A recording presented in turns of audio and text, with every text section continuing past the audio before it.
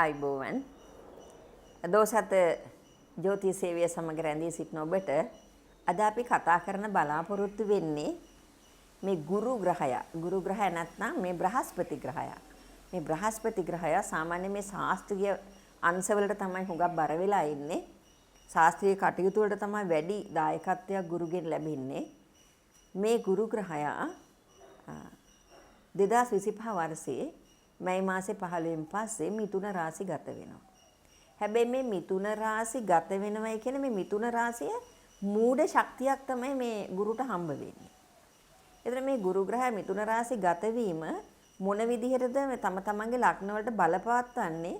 ඒ බලපෑම තුළ තමන්ගේ ජීවිතයේ විවිධාකාර ඊටම වැදගත් ඒ කියන්නේ විවාහය, රැකියාව, සෞඛ්‍ය, අධ්‍යාපනය, සමාජ සේවය, දේශපාලනය, ආගමික අවතාවත් අන්න ඒ වගේ කටයුතු වලට කොහොමද බලපවත්වන්නේ කියන එක හඳුනා ගැනීම පොදුවේ ඉතා වැදගත් වෙනවා. මොකද අපි මේ පෙන්වන්නේ මඟ පෙන්වීම.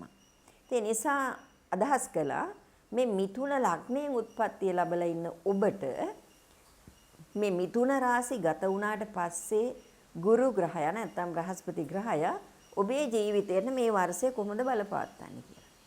දැන් මිථුන රාශිය බුදට අයිති. දැන් මේ මිථුන රාශිය ඇතුලේ දැන් මේ ඥානකාරක ග්‍රහයෙක්නේ. හැබැයි ඥානකාරක ග්‍රහයට වඩා බුද්ධිමය වශයෙන් ශාස්ත්‍රීය වශයෙන් ලොකු පරාසයක කටයුතු කරන්න පුළුවන් ශක්තියක් ලබා දෙන ග්‍රහයෙක් විදිහට තමයි ගුරු හඳුන්වන්නේ. හැබැයි ගුරු මෙතනදී මූඩ බලයෙන් තමයි ඉන්නේ. මූඩ බලයෙන් කියන්නේ යාගේ ඥානය නිවැරදි විදිහටම විහිදවන්න බැරි අවස්ථාවක්. ඒ නිසා මේ මිථුන රාශි ගත වීම ගුරු ග්‍රහය ඒ කියන්නේ ලග්න ගත වීම කොහොමද බලපවත්වන්නේ? දැන් සාමාන්‍යයෙන් කියන කතාවක් තමයි ඕනම කෙනෙකුගේ කේන්දරයක ගුරු කේන්ද්‍ර ගත වීම කෝටියක් දෝෂ භංග වෙනවයි කියලා පැරණි ආචාර්යවරු හඳුන්වා දීලා තියෙනවා. එතන මේ කෝටියක් දෝෂ කියන්නේ මොනවද? ඒතකොට දැන් කෝටියක් දෝෂ භංග වෙනවා නම් ඉතින් යහපත උදා වෙන්න එපා. හැබැයි එකක් මතක තියාගන්න මේ ගුරු කියන්නේ ලෞකිකත්වයට වැඩිය ආධ්‍යාත්මයට සමීප ග්‍රහයෙක්. ආධ්‍යාත්මයට සමීප ග්‍රහයෙක් ශාස්ත්‍රීය වශයෙන් බුද්ධිය අවදි කරන ග්‍රහයෙක්. ඥානය නැත්තම් ප්‍රඥාව වර්ධනය කිරීමට උදව් කරන ග්‍රහයෙක්. එහෙමනම් මේ කෝටියක් දෝෂ භංග වෙන්නේ භෞතික සම්පත් ඒක රාශී කිරීමට වත් ලෞකික ජීවිතය වර්ධනය කිරීමටවත් නෙමෙයි. ඒ ලෞකික ජීවිතය තුලින් පැන නගින්නා වූ පාප සිතුවිලි අවම කිරීමට ඊළඟට භෞතික සම්පත් ඒක රාශී කිරීමේ තෘෂ්ණාධික බලය අවම කිරීමට තමයි මේ කෝටියක් දෝෂ භංග වෙනවයි කියන අදහස මතු කරලා තියෙන්නේ. දැන් මේ අවස්ථාවේදී සාමාන්‍යයෙන් පෘථග්ජන මිනිසු විදිහට හිතද්දී දැන් මේ මිථුන ලග්න හිමියන්ගේ කේන්දරයේ ගුරු ග්‍රහය සිය ගමන ආරම්භ කළාට පස්සේ තමන්ගේ පෞල් ජීවිතය, තමන්ගේ ගෘහ ජීවිතය දිහා බලද්දී කොයි විදිහටද බලපවත්වන්නේ? දැන් සප්තම දෘෂ්ටිය කෙලින්ම 7 වෙනි භාවයට ලබනවා. ඒ 7 වෙනි භාවයට ලැබෙද්දී ඒ කියන්නේ 7 වෙනි භාවයේ අධිපති ග්‍රහය මේ. 7 වෙනි භාවයත් අධිපති ග්‍රහය මේ ගුරු ලග්නගත වෙලා ඉන්නේ. ඒ වෙලාවේදී මේ පවුල ඇතුලේ වාද විවාද කරගෙන රණ්ඩු සරුවල් කරගෙන ජීවත් වෙන්න තරම් එහෙම කර මේ ලෞකික දේවල් ඒක රාශී කිරීමට තරම් ඕනෑකමක් අවශ්‍යතාවක් මිථුන ලග්න හිමියන්ට මේ මොහොතේදී ඇති වෙන්නේ නැහැ. ඒ නිසා ඒ අර තමන්ගේ මේ පවුල රැකගෙන පවුලේ සමාජිකින් එක්ක සාමූහිකව මේ ගමන යා යුතුයි කියන තරම් තමන්ගේ චින්තන ධාරාව ශක්තිමත් වෙන්නේ නැහැ. එය ලෞකික ජීවිතයක් ගත කරන කෙනෙකුට යම් බාධාවක් වෙන්න පුළුවන්. ඒ නිසා මිථුන ලග්නයෙන් උත්පත්තිය ලබා සිටින ඔබ මේ අවස්ථාවේදී ගැටුම් ඇතිවෙන ආකාරයට කටයුතු නොකළ යුතුයි. මොකද මේ කටයුතු කිරීම ඔබේ ජීවිතයට ප්‍රබල විදිහට බලපවත්වන්න පුළුවන්. ඊළඟට තමන්ගේ කලත්‍රය, ඒ කියන්නේ තමන්ගේ බීරිඳ නැත්තම් තමන්ගේ සැමිය කිසියම් ගැටලුවකට මුහුණ දීලා තියෙනවා නම් එහෙම නැත්නම් රෝගාතුර තත්යකටපත් වෙලා තියෙනවා නම් නොසලකා හරින්නේ නැතුව ඒ කෙරෙහි අවධානය යොමු කිරීමට තරම් ආත්ම ශක්තියක් ඔබ තුලින් නිර්මාණය කරගන්න ඕනේ. මොකද මේ ගුරු ලග්නගත වෙලා ගමන් කරද්දී තමන්ගේ පෞරුෂය වර්ධනය කරගන්න ඕනේ. තමන්ගේ පෞරුෂය පෙන්නලා වැඩ කරන්න ඕනේ. තමන්ගේ ආත්ම ශක්තිය නැගී සිටින්න ඕන කියන තරම් හොඳ සිතුවිලි මතුවෙන්නේ නැහැ.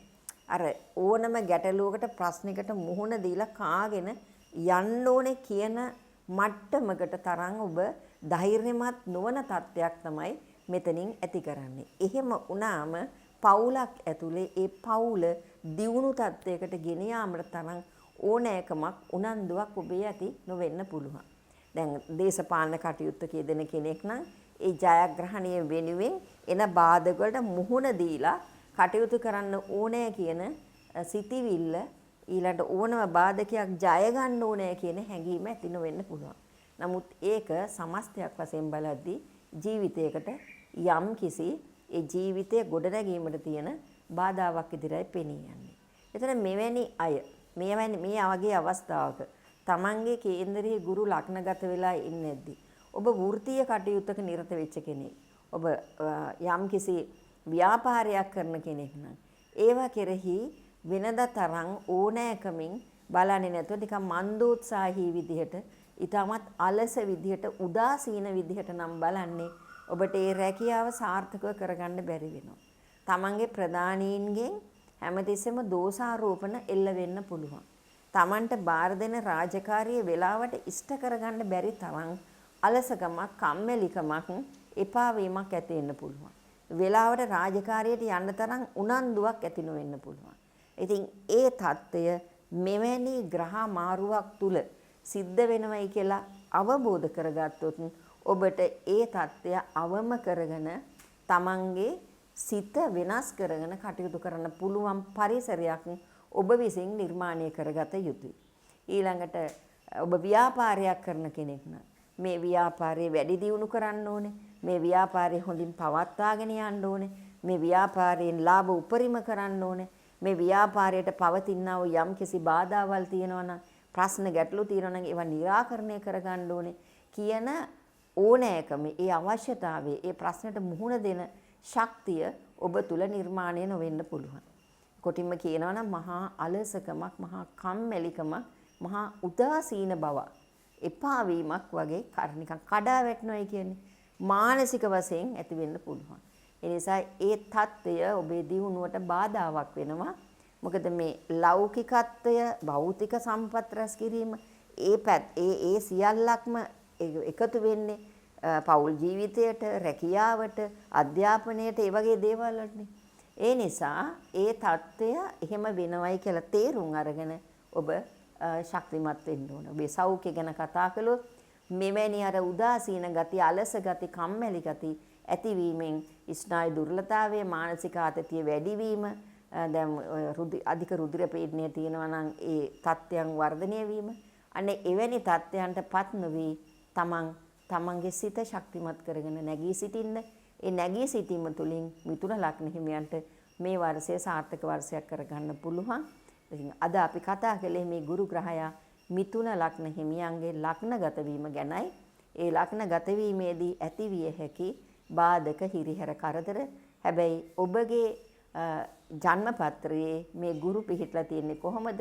මේ ගුරු ග්‍රහයට අනිත් ග්‍රහයන්ගෙන් ලැබෙන දෘෂ්ටිය, යෝග වෙලා ඉන්න අනිත් ග්‍රහයෝ, තමන්ගේ වන දසා, මේ සියල්ලක්ම අධ්‍යයනශීලීව හඳුනාගෙන තීන්දුව තීරණ වලට එළඹෙන්න, එහෙම එළඹෙන්න පුළුවන් විදිහට ඔබේ මනස ශක්තිමත් කරගන්න හැකිනම් ඔබට කිසි අවුලක් වෙන්නේ නැහැ. යහපත උදා කරගන්න පුළුවන්.